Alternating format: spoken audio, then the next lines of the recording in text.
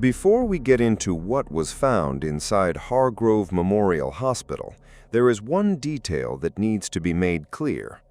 The group that entered that night consisted of 4 people, but according to police records, only 3 came out. The person who was left behind has been missing for 8 months, but the survivors claim they can still hear him every single night on the digital recordings they made while they were inside. He's still talking. He hasn't stopped for 8 months, and the most disturbing part of the recording is that whatever's talking back to him seems to know exactly who was in that building that night.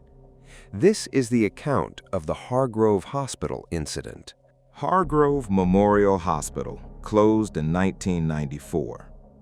It sits on the edge of Denton, Ohio, a town of about 12,000 people, the kind of place where everybody knows everybody and nobody talks about certain things.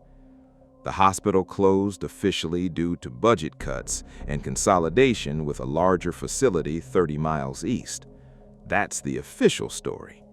The unofficial story, the one that gets passed around at bars and backyard bonfires and whispered between high schoolers on dares, is different. The unofficial story involves Ward 7. Ward 7 was the psychiatric wing, 4th floor, east side of the building. It operated from 1961 to 1989, when it was quietly shut down and sealed 5 full years before the rest of the hospital closed. The official reason given was structural concerns with the East Wing. Permits were filed. An engineering report was submitted. Nobody ever did the structural work.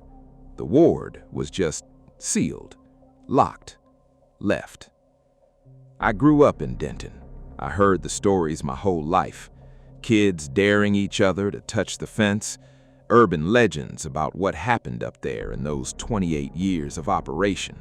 Names that got mentioned in hushed voices.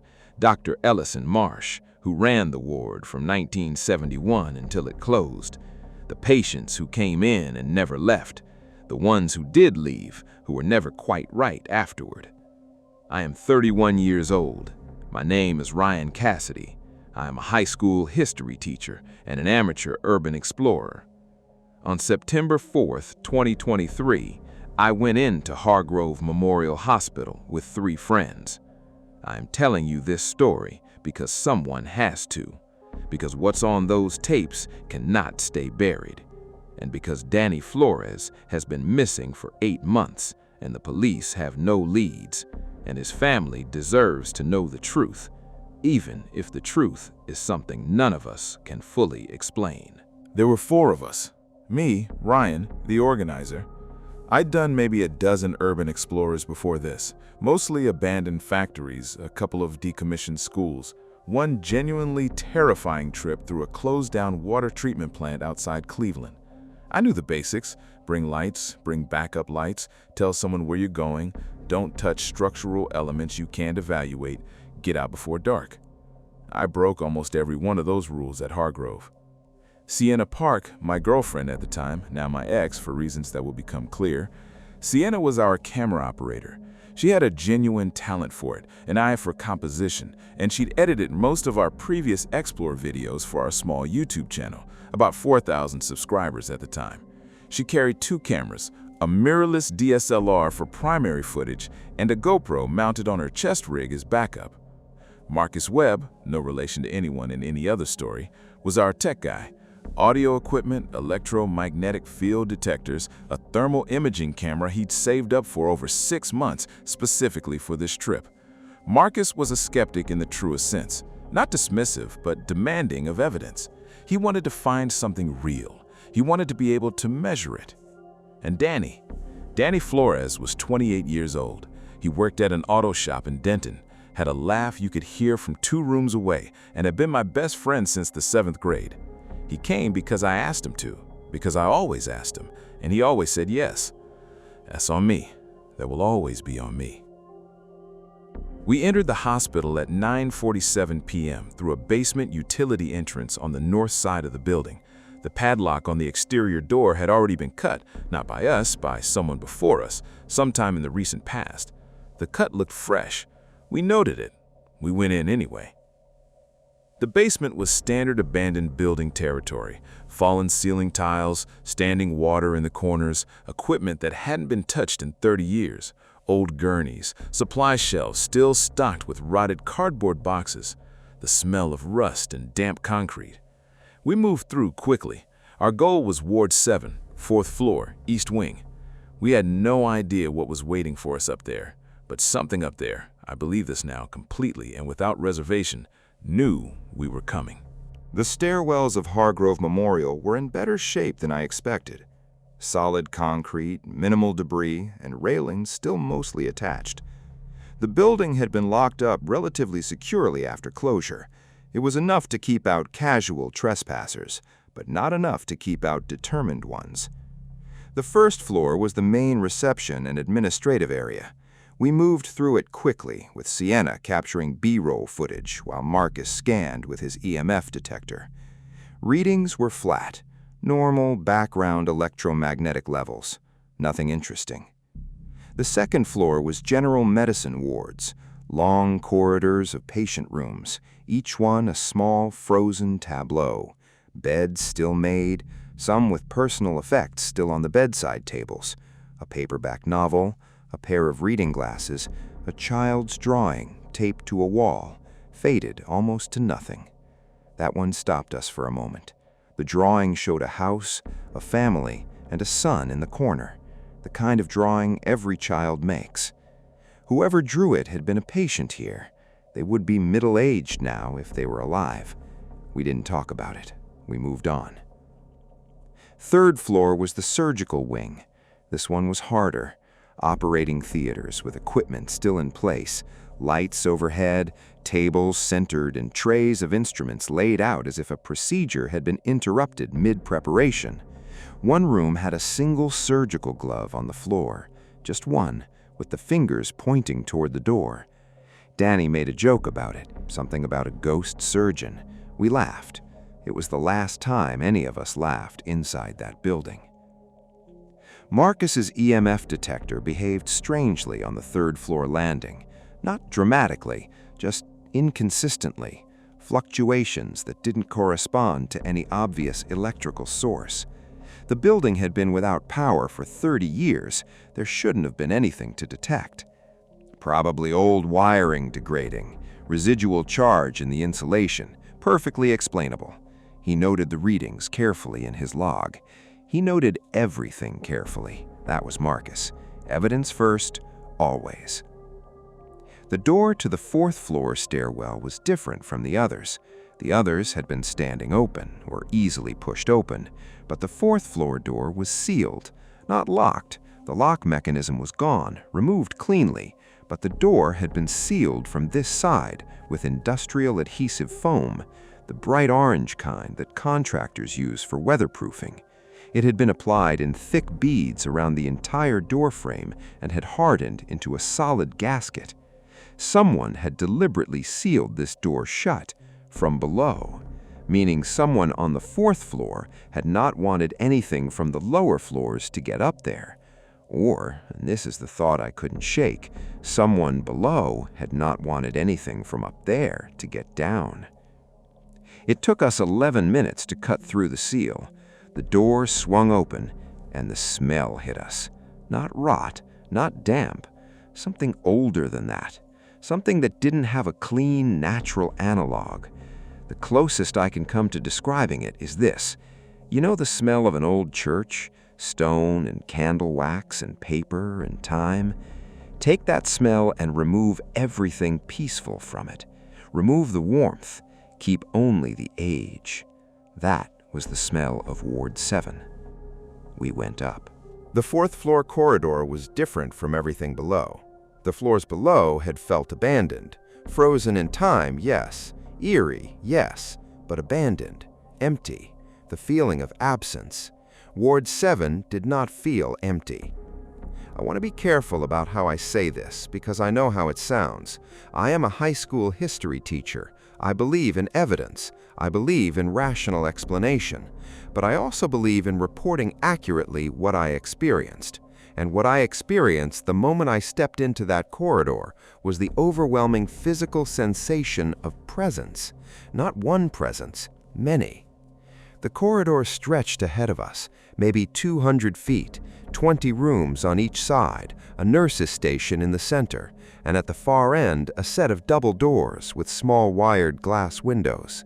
Through those windows, even from this distance, we could see that the room beyond was larger than the patient rooms. An open ward, maybe, a common area. The rooms on either side of the corridor were different from the rooms below.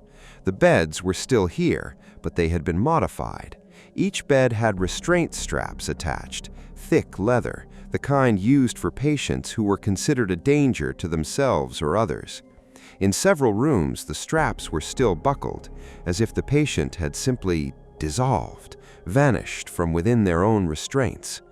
The walls were covered in writing, not all the rooms, but many of them, writing in pencil, in pen, in what I desperately hoped was marker and not anything else, writing in different hands, different sizes, different states of coherence. Most of it was repetitive, phrases looped over and over, filling entire walls. He comes at 4. Don't look at the corner. I can hear it breathing. It knows your name before you tell it. Sienna filmed everything. Her hands were completely steady. That was one of her gifts. Whatever she felt, it never showed in her camera work. Marcus was scanning continuously. His EMF detector was no longer fluctuating. It was pegged, maximum reading, constant. That's, he started. I know, I said. There's no source for that, he said. Physically, there is no source for that reading in this building. I know, I said again. Danny was quiet. Danny was never quiet. I looked at him. He was standing in the doorway of one of the patient rooms, looking at the wall. Danny. He turned. His expression was strange, not frightened exactly, focused, like he was trying to remember something. This room, he said. What about it? I feel like I've been here before. He hadn't. None of us had ever been inside Hargrove Memorial that night. Let's keep moving, I said. We moved toward the nurses' station.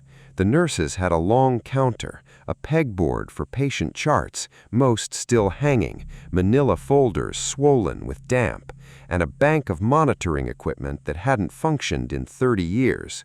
One of the monitors was on, not displaying anything, just on, the screen glowing a dull green, static hissing quietly.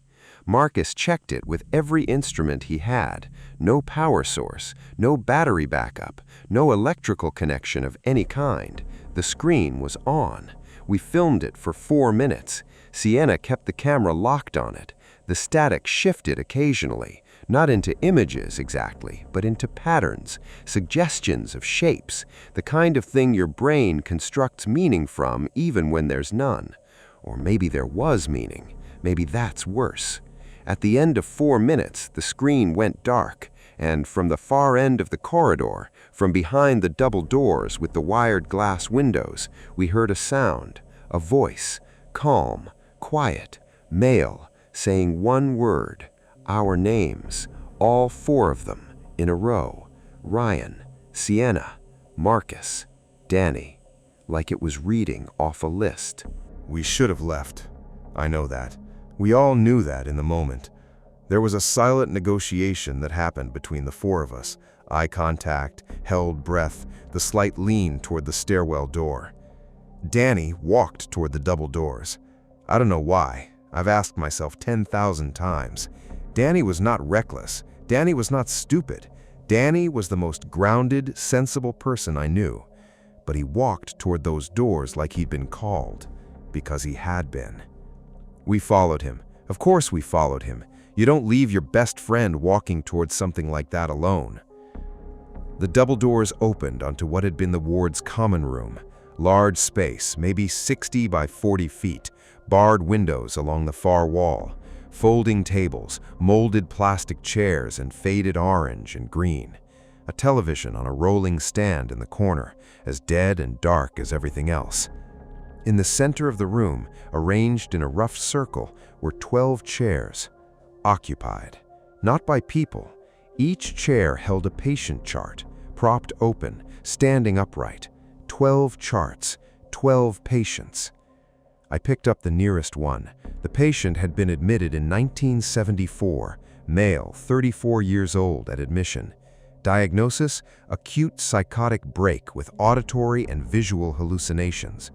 Treatment notes filled page after page in a cramped physician's hand. The last entry was dated November 1981. It read, "Patient continues to report contact with entity he refers to only as the attending. Patient claims the attending visits nightly at 4 a.m. and has provided patient with information that could not be otherwise known. Patient correctly identified this physician's home address, vehicle registration, and the name of this physician's deceased mother, none of which were in patient's file or could have been obtained by patient through normal means. Recommend immediate case review. Will discuss with Dr. Marsh." There was no subsequent entry. I looked at the other charts. Each one was different patients, different years, but each one contained somewhere in its treatment notes a reference to the attending, entity, presence, visitor, something that came at 4 a.m., something that knew things it shouldn't know. Marcus had his thermal camera up. He said, "Ryan?" His voice was absolutely flat, the voice of someone overriding panic through sheer force of will. I looked at his thermal camera screen. In the corner of the room, the far corner, the darkest one, there was a heat signature, human-shaped, standing still. The corner was empty, visibly, completely empty, but the thermal camera showed something standing there, radiating heat, watching us. Sienna had both cameras on it. Danny was looking directly at the corner. "Danny?" "It's okay," he said. "It just wants to talk." "Danny, it knows things, Ryan." His voice was different, slower, like he was translating from another language inside his head. It knows things about my dad, things I never told anyone. It knows we need to leave right now." I grabbed his arm. He didn't resist. He let me pull him toward the door, but he kept looking back at the corner. We made it to the stairwell. We made it down 3 flights. We made it out of the building. All 4 of us. I counted, I am certain, all 4 of us walked out of Hargrove Memorial Hospital at 1:23 a.m. We drove back to Marcus's house. We sat in his living room. And at some point between 1:23 a.m. and 7 a.m., while we were all in that house, Danny Flores disappeared. No sound, no note, no trace. He has not been seen since. The police investigation lasted 3 weeks before quietly going cold. No evidence of foul play. No evidence of anything, really. Danny had simply stopped existing in the physical world. His phone last pinged a cell tower 2 blocks from Marcus's house at 2:17 a.m. After that, nothing. Copies of the footage were handed over to the detective assigned to the case. She watched it. She noted it as part of the file. She did not comment on the thermal signature in the corner of the common room. Perhaps she could not see it. The footage shows things that some people can see and others can't. Sienna and I see everything. Marcus sees most of it. The detective saw standard abandoned building footage. Explanations were stopped. What the audio reveals is the focus. Marcus recorded audio separately from the video. A dedicated recorder, high sensitivity, capturing frequencies below and above standard range. He didn't review it until 2 weeks after Danny disappeared, because reviewing it meant processing what had happened, and none of us were ready for that. When he finally listened, he called me at 11 p.m., voice completely steady in the way that means the opposite of steady. "You need to come over," he said. "You need to hear this." I drove over. We sat in his kitchen with headphones on. The audio from Ward 7 was expected, mostly. Our footsteps, our voices, the ambient sounds of an old building. wind through broken windows, the distant settling of old structure. And then, underneath all of it, at a frequency just at the edge of audibility, a voice, constant, the entire time we were on the 4th floor, talking. It wasn't talking to us, or it wasn't talking to all of us. When Marcus isolated and amplified the track, cleaned it up as best he could, what emerged was a conversation. One side of a conversation. The other side was Danny. Danny's voice at that same sub-audible frequency, responding to something, asking questions, listening. We could hear him clearly. The other voice, the attending, I suppose, if I'm using the chart's terminology, was harder to isolate. It came through in fragments, but what we could make out was enough. It was telling Danny things about his life, his father who had died when Danny was 11, details that were accurate. Danny's history was known and could be verified. Things Danny had never shared with anyone, private things, grief-shaped things. And Danny, in that barely audible track, was crying, not in fear, in relief, like something that had been wound tight his entire life was finally being allowed to unwind. The last thing Danny says on the recording, about 40 minutes in, is this: "I'll stay. I want to stay." Then his voice disappears from the track entirely. The other voice continues for another 6 minutes. At the end of those 6 minutes, it says, in perfectly clear and audible tones, no longer at the edge of hearing, but sharp and present and directed, "He chose. They always choose. You should ask yourselves, why didn't it ask you?" Marcus and I sat in his kitchen for a long time after that. "Why didn't it ask us?" Marcus said finally. "I don't know," was the response. But the answer has been contemplated every day since. The answer is believed to be known. It did ask us. It asks everyone who walks into Ward 7. The question is the attending's constant occupation, reaching out, making contact, learning what people carry, finding the wound that hasn't healed, the grief that hasn't resolved, the absence that has left a space inside a person, and then offering to fill it. Danny lost his father at 11 years old. He never talked about it, never processed it, carried it quietly for 17 years. The attending found that space, and Danny chose. It must be believed that he chose, because the alternative, that something took him, that he had no agency, that he was simply consumed, is something that cannot be carried and remain functional. So, the choice to believe he chose is made. It is hoped that wherever he is, he found what he was looking for. It is hoped his father was there. God, it is hoped his father was there. It has been 8 months. I still teach high school history. 11th grade American history. Same classroom I've been in for 4 years. My students think I seem distracted sometimes. They're not wrong. Sienna and I broke up in November. Not dramatically, just we had been through something together that neither of us could talk about with anyone else. We still talk occasionally. We don't talk about Hargrove. Marcus has become somewhat obsessive with the audio files. He has spent 8 months cleaning, isolating, and analyzing. Last week, he sent me a clip. It was from the section of audio recorded in the stairwell before we ever reached the 4th floor. It was buried under layers of ambient sound, but it was there. From the moment we stepped through the sealed door, the attending's voice, already talking, already saying our names, already knowing.